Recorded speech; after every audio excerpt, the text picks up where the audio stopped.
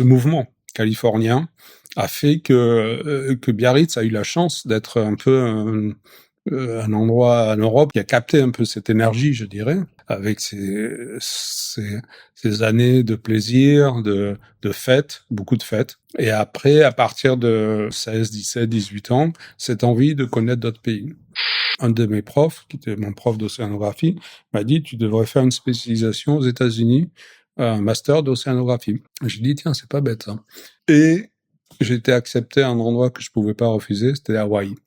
C'est vraiment à Hawaï que j'ai rencontré les premières prémices du surf business.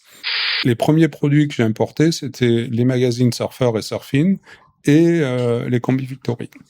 Le magazine était super, c'était la Bible à l'époque pour tous les surfeurs, mais il y avait beaucoup qui parlaient pas anglais. Un jour m'est venue l'idée de me dire, ben pourquoi ne pas faire un magazine français? Et ça a été l'idée qui a germé pour Surf Session. Le but, c'était pas une course de chiffre d'affaires. Le but, c'était de se faire plaisir, de surfer.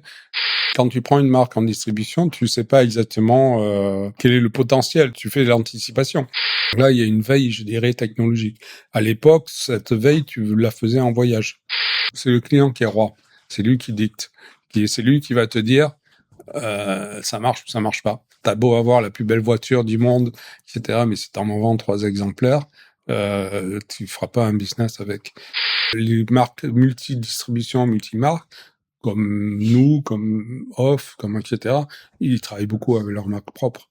Parce qu'ils se rendent compte qu'au bout d'un moment, il faut pas être dépendant d'autres personnes. Parce que tu peux avoir les meilleures relations avec une marque américaine, il suffit que le gars américain, il vende sa marque à quelqu'un d'autre, tu te retrouves avec quelqu'un que tu connais pas, et qui va te dire, ben merci, au revoir, j'ai plus besoin de toi. C'est bien de développer, d'investir, mais il faut être prudent.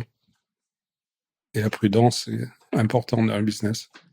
Le gâteau, même s'il a cru, il s'est accru de façon importante, il n'est pas extensible à l'infini. Alors c'est vrai que quand je vois la disparition de Surfer Magazine, ça me rend triste, parce que c'était un peu à l'origine de ce que j'ai créé. Je suis content que Surf Session existe toujours. Je pense qu'il faut développer notre société avec une multitude de petites sociétés, de petites structures qui développent de façon je dirais sereine et conviviale et modérée, entre guillemets. Je pense que c'est important que les gens gardent nos racines de surf. Et les racines de surf, c'est la convivialité du surf, le plaisir de surf, et pas vendre de l'image à n'importe qui. Je suis assez serein, assez positif sur l'évolution du surf. Parce que ça reste un sport de passionné. Et quand t'as la passion, tu y mets toute ton énergie, même plus que ton énergie. Et donc, je suis assez optimiste là-dessus.